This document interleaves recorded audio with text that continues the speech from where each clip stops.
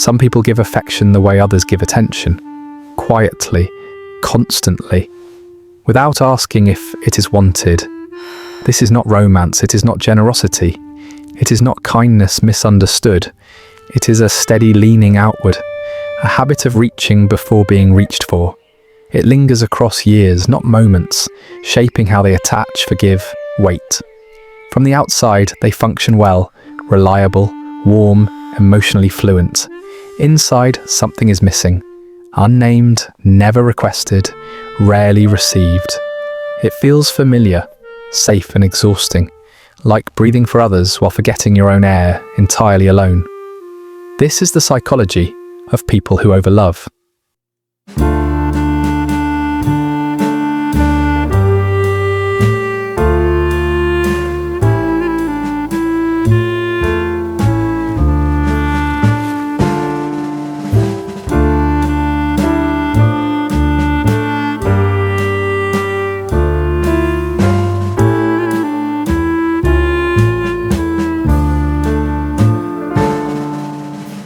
Overloving is rarely loud. It does not announce itself through grand gestures or dramatic sacrifice. It lives in smaller movements, in the way someone anticipates needs before they're spoken, in the way they soften their own reactions to keep a room calm, in how they stay a little longer than they should, explain a little more than necessary, forgive a little faster than feels fair. To an observer, this can look like emotional intelligence, maturity, depth. People often admire it, even rely on it, without noticing what fuels it.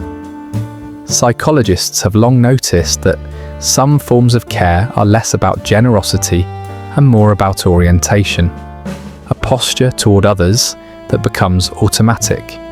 The overloving person does not decide to give more, they simply feel uneasy when they give less.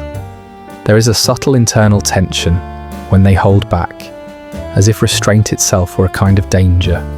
So they lean forward, they fill gaps, they smooth edges, they become emotionally present in ways that feel natural to them and extraordinary to others. What makes this difficult to recognize is that it often works. Relationships form, bonds deepen, people stay, for a while. Overloving creates closeness quickly, and closeness can feel like safety. Attachment researchers often observe that humans confuse intensity with intimacy, consistency with security. For the overlover, that confusion becomes a pattern. If closeness feels fragile, they respond by offering more reassurance, more availability, more understanding, as if love was something that must be continuously proven to remain real. There is usually no resentment at first. In fact, there is often pride, a quiet sense of being the one who can handle more, care more, hold more. Jung once described a type of adaptation where the psyche builds its identity around what it provides rather than what it receives. Overloving fits easily inside that frame. The self becomes organized around usefulness, around emotional contribution, around being the steady one, the good one, the one who stays. From the outside, this looks like strength. Inside, it feels like vigilance, a constant monitoring of tone, distance, silence. Neuroscience suggests that when the nervous system has learned that connection can disappear without warning, it becomes attuned to micro changes.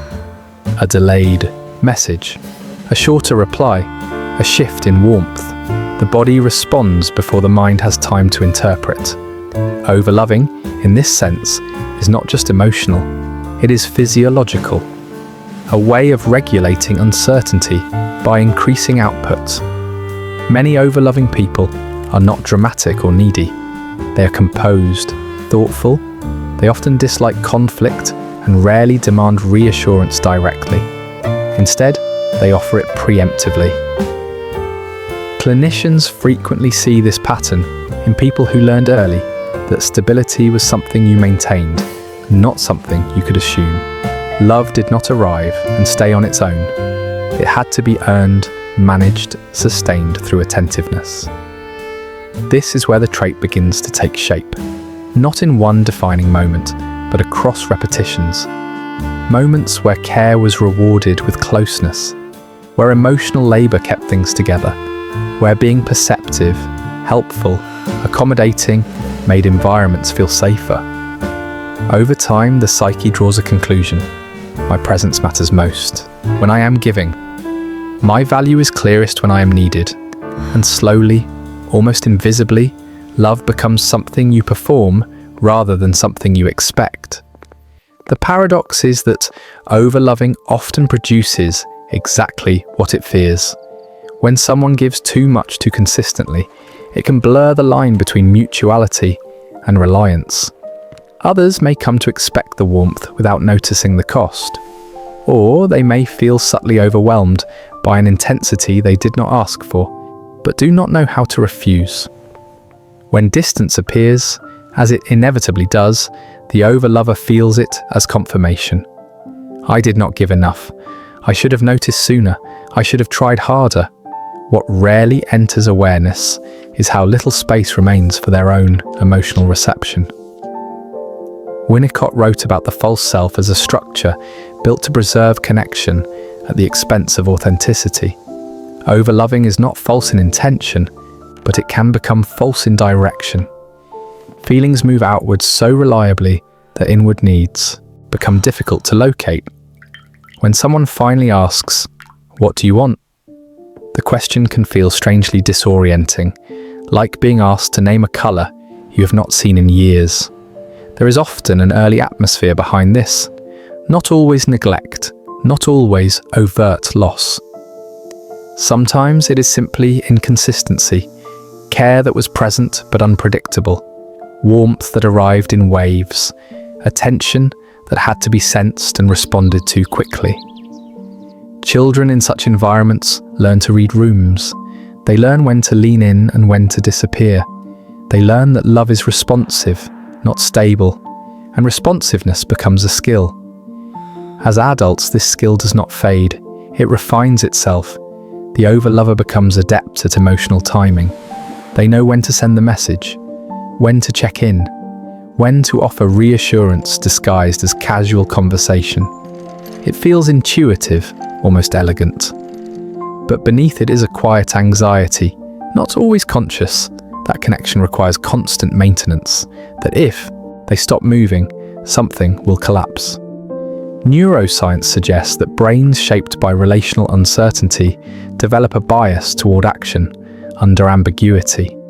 Doing something feels safer than waiting. Giving feels safer than asking. Overloving becomes a way to stay ahead of loss, to preempt absence by filling space. And because this strategy once worked, because it once reduced fear, the nervous system keeps returning to it, even when the context has changed. There is a particular loneliness inside this pattern, not the loneliness of being alone, but the loneliness of being emotionally surrounded, yet internally unseen. Overloving people are often known deeply by others, while remaining unknown to themselves. They can describe someone else's inner world with precision, yet struggle to articulate their own without minimizing it. Their feelings exist, but they feel secondary, negotiable, easily postponed. And so they continue, loving carefully, loving attentively, loving in ways that make others feel held. All the while carrying a subtle question they rarely allow themselves to ask. If I stopped leaning forward, if I loved less actively, if I waited instead of reached, would anything remain? Or would everything quietly drift away the moment I finally let myself rest and see what happens when I do not move first, when I do not fill the silence, when I do not try to hold still? Psychologists sometimes describe this moment as a confrontation with absence, not external absence, but internal. When the overloving person pauses, even briefly, there is a sensation of falling inward, not because something bad is happening, but because nothing is being actively managed.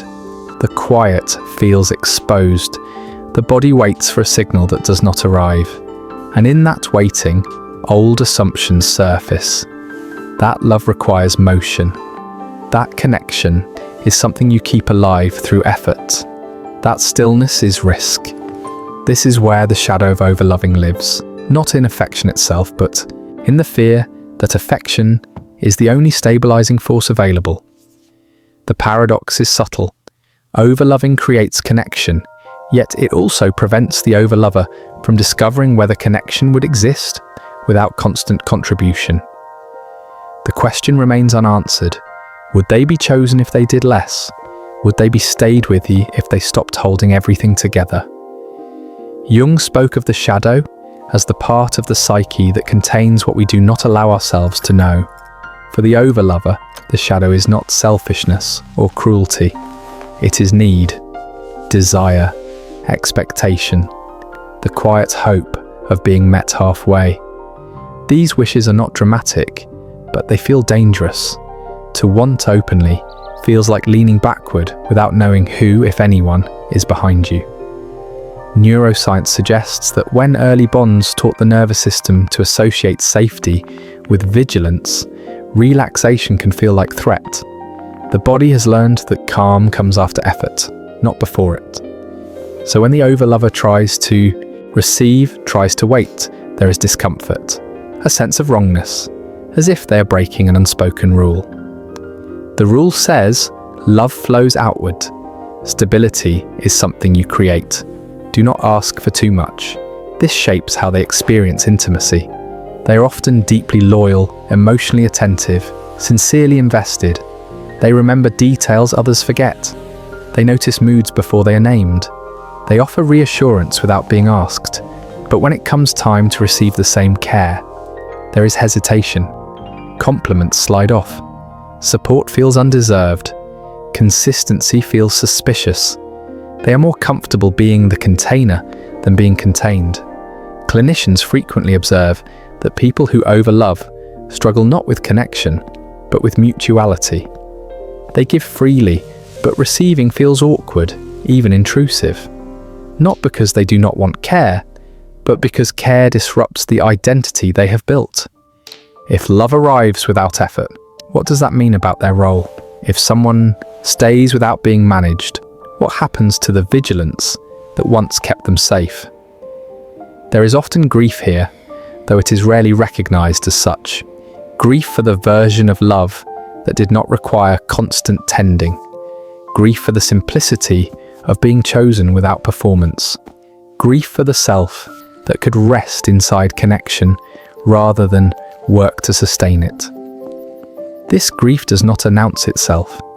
It appears as fatigue, as quiet disappointment, as a sense that something is always slightly out of reach.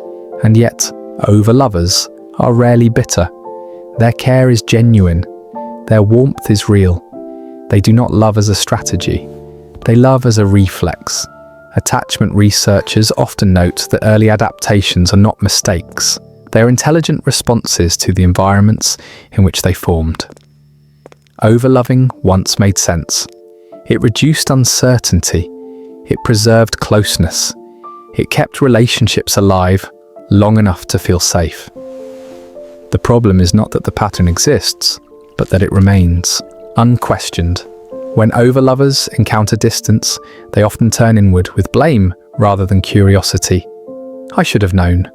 I should have done more. I should not have needed.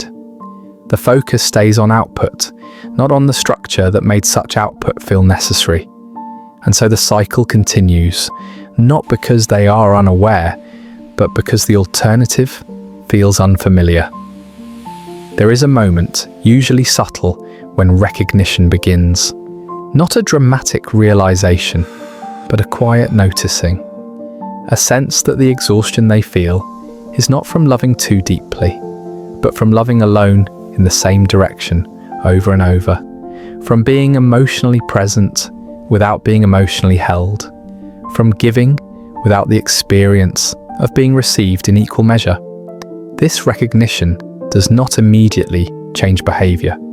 Patterns built over years do not dissolve quickly, but it introduces a new tension, a pause between impulse and action, a question that arises before the reaching. Is this love or is this regulation? Is this care Or is this fear of losing what is not yet left? The question itself can feel destabilizing because it challenges an identity that once provided safety. Winnicott wrote about the capacity to be alone as a sign of emotional maturity, not isolation, but the ability to exist without constant relational management. For the overlover, this capacity is often underdeveloped, not because they are incapable, but because they were never allowed to practice it. Their emotional world learned to orient outward too early, too consistently. And still, there is something quietly beautiful in their psychology. Overloving people know how to cherish. They understand the fragility of connection. They do not take warmth for granted. They are often the ones who remember, who stay present, who bring softness into rooms that feel cold. Their love is not careless. It is deliberate, observant, sincere. The question that lingers is not whether they should love less, but whether they can allow love to move toward them without interference, whether they can tolerate the uncertainty of not filling every space, whether they can sit with the discomfort of waiting to see what arrives on its own. This is not a task, it is a tension, one that does not resolve cleanly, because beneath the habit of overloving is a simple, unspoken hope that one day effort will not be the price of connection, that love will not require constant proof, that presence will be mutual, not maintained by vigilance. And until that hope feels safe enough to rest in, the overlover continues, reaching outward, steady, warm, attentive, carrying both the gift and the weight of loving a little more than feels sustainable, and wondering quietly what might happen if they ever stopped reaching and allowed themselves to find out.